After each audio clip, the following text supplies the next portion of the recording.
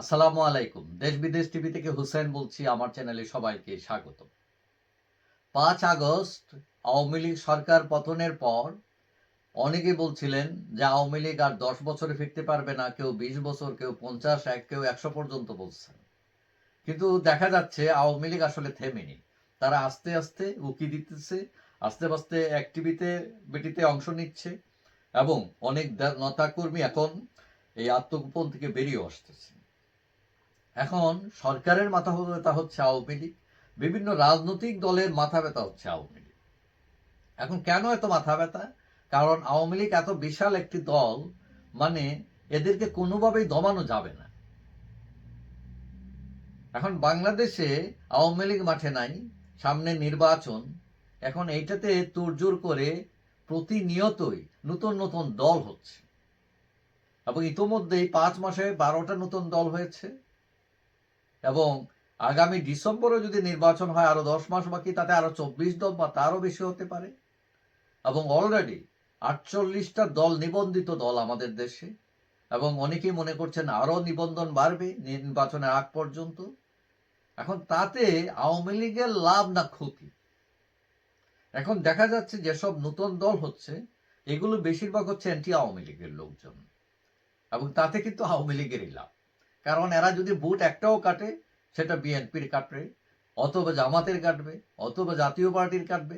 অর্থাৎ আওয়ামী লীগের ভোট কিন্তু আর ইনটেক্টই থাকছে।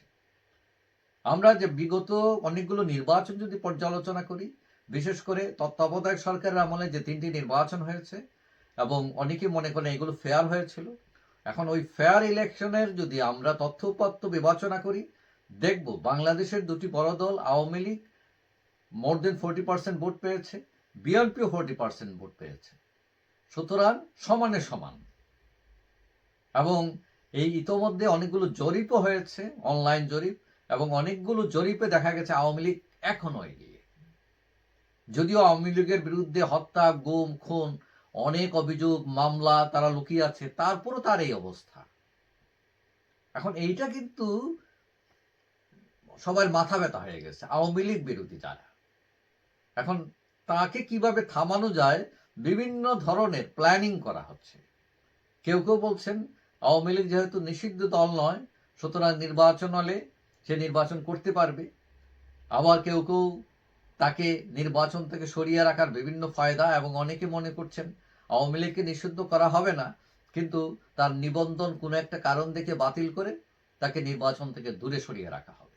এবং এই প্ল্যানিং এর মধ্যে ছাত্ররা, বিএনপি এবং অন্যান্য দলও যোগ দিতে পারে। এখন কথা হচ্ছে আওয়ামী লীগ যেহেতু পানির ধর্মের মতো একটি দল, মানে বাদ দিল ছুঁয়ে ছুঁয়ে আসবে, মানে এদেরকে একদম বন্ধ করা যাবে না। দলীয়ভাবে নির্বাচন করতে না দিলেও তাদের লোকজন নির্বাচন যেভাবেই হোক করবে, তারা স্বতন্ত্র হলেও তারা করবে।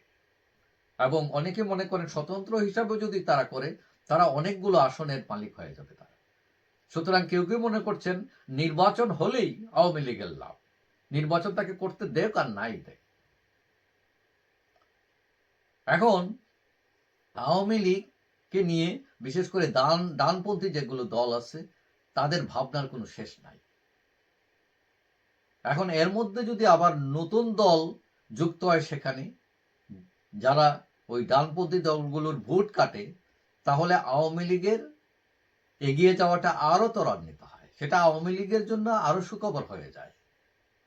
তো এখন অনেকে মনে করছেন যে তাকে যতই চাপে রাখা হচ্ছে, যতই কুণ্ঠাসাধ্য, যতই আত্মগোপনে রাখা হচ্ছে, সে কিন্তু এগুচ্ছে।